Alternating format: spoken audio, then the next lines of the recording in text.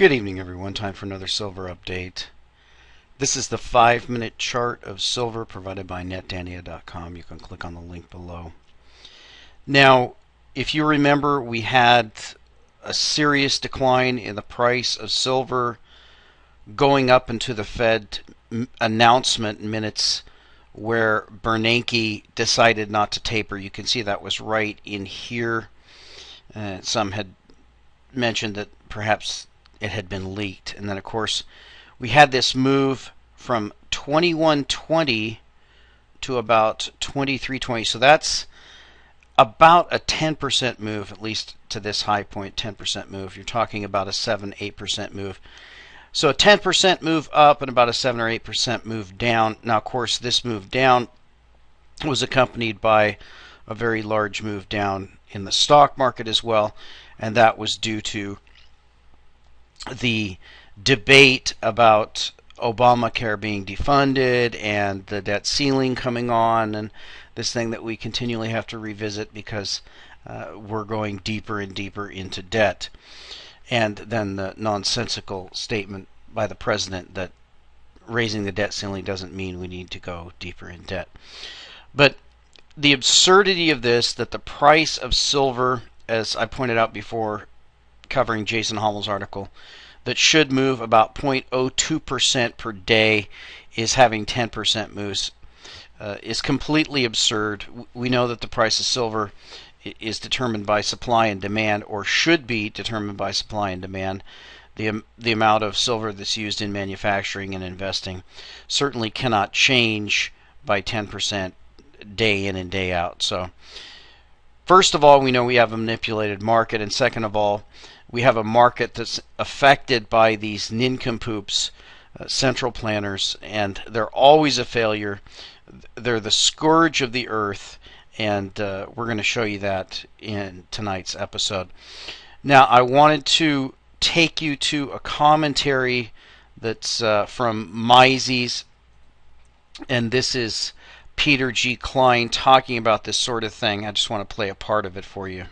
I mean, what a crazy world we live in, where so much of the performance of the economy depends not only on one guy, Ben Bernanke, and his team of experts, but on the interplay between what Bernanke says by dropping little indirect hints about what the Fed might do, how investors perceive those hints, how investors react, how analysts react. In other words, the big story yesterday was not so much the Fed deciding that it would not begin the tapering, but would continue to stimulate at the same rate, but the fact that this was contrary to everybody's expectations, that all the pundits, all the experts, all the financial advisors and so forth, everyone believed that Bernanke would begin the tapering because he had hinted earlier that he would do so, and he shocked everybody. He surprised everybody by going in a different direction of keeping the stimulus going. I mean, wouldn't it be better if we had an economy in which entrepreneurs, capitalists, and other market participants could make decisions about what to do, what to invest in, what kinds of businesses to start, what kind of businesses to sustain and grow, if consumers and workers could decide what to do, where to go, what to buy, where to work, and so on, based on fundamentals, based on real economic factors, not based on some weird psychology game or rhetoric game between the market and Mr. Bernanke. I mean, to his credit, Bernanke speaks in complete sentences in intelligible English, unlike his predecessor, Mr. Greenspan, who had this sort of way of, that did this incomprehensible mumbling.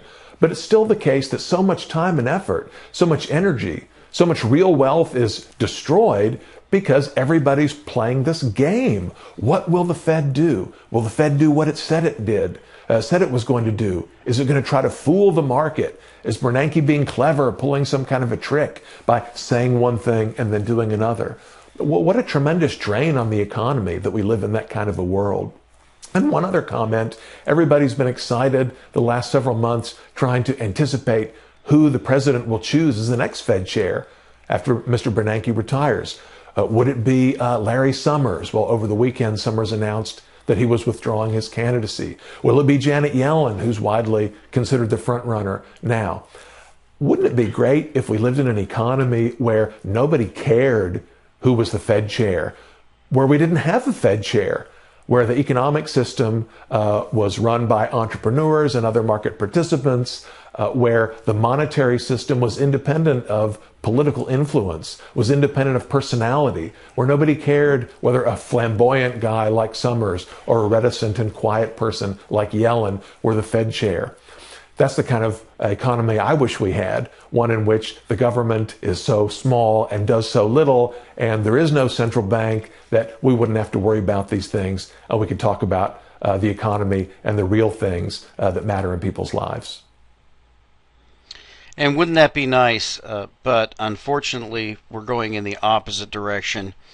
Now, let me show you a little taste of the direction that we're going into. This is what you get when you have a centrally planned economy, when the government runs everything, and that means that everything is broken. Here we have a story from Venezuela. Venezuela orders temporary takeover of toilet paper factory. That's right, they can't even produce toilet paper in their planned economy.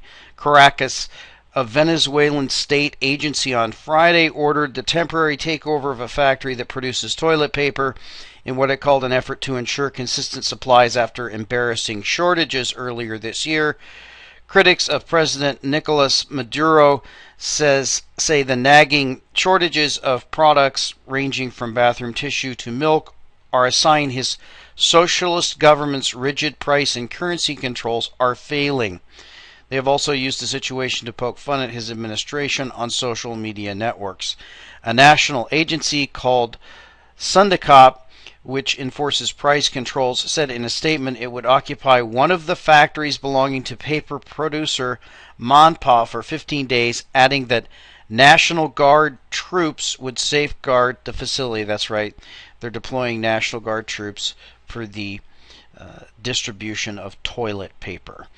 Quote, the action in the producer of toilet paper, sanitary napkins, and disposable diapers responds to the state's obligation to ensure a steady supply of basic goods for the people, Sundicop said, adding it had observed the violation of the right to access such products. There's socialists for you. Calls to the Manpa factory went unanswered. Government supporters lauded efforts by Maduro, the successor to late socialist leader Hugo Chavez, for maintaining tough regulations of private businesses. They blame unscrupulous merchants for hoarding products. You're going to hear that a lot more in the future. That's the term that socialists and dictators and tyrants use when markets aren't going their way. You heard the same thing in Zimbabwe. To make quick profits and celebrate the socialist government's legacy of social assistance programs. Critics say the shortages of consumer goods are caused by businesses' inability to import raw materials and machinery because of shortages of hard currency under the exchange controls. Now we know that's the real reason. So that's the result of excessive government meddling in an economy. Ultimately, you have to use the National Guard to seize the toilet paper factory. Now, I wanted to take you to a article that was quoted in an article. This is actually an older one from 2011 from Zero Hedge. It's Hedgeless Horseman, and it's a very good analysis of the food stamp issue, just to show you how bad the situation is, to give you a real visual type of impression of this. My son was telling me that the human brain is not very good at comprehending large numbers. He says that our minds do not do well with visualizing and manipulating more than 5 or 6 items. For example, we do not know what 11 raspberries look like, and we cannot manipulate 11 raspberries visually, conceptually, or mathematically in our head. Take a minute to try this and determine for yourself if you think he is correct. Now, I ask you, the reader, to do what I asked my son to do. Recall the last time you took a long car trip, say from Houston to Dallas, a distance of 240 miles. If you average 60 miles an hour, than it is a 4-hour drive. Now visualize in your mind a line of people standing pretty much heel to toe along the side of the road, and what this would look like as you zoom by at 60 miles per hour. Can you pick out individual faces? Sure. Our brains are good at that sort of thing. Next, imagine that you're driving all day, more than 8 hours or 500 miles, with that line of people extending along the highway the entire trip. Is it hot or cold outside your car?